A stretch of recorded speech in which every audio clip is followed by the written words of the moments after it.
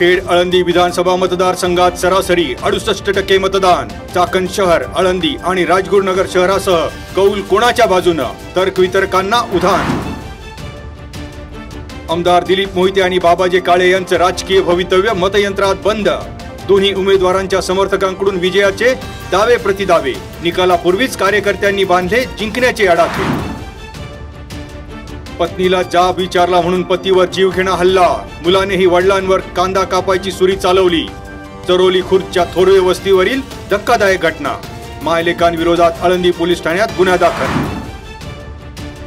आईकडे पाहून चिडवल्याच्या कारणावरून चाकण परिसरात 16 वर्षाच्या मुलावर चाकू हल्ला। चाकूने वार केल्याने मुलगा गंभीर जखमी। चाकण पोलीस ठाण्यात गुन्हा दाखल। आळंदी येथील गुंडडे अळीत देशी विदेशी दारू साठा जप्त। 20 वर्षीय तरुणावर पोलिसांची कारवाई। पिंपरी चिंचवड गुन्हे शाखेच्या पथकाची धडक मोहीम।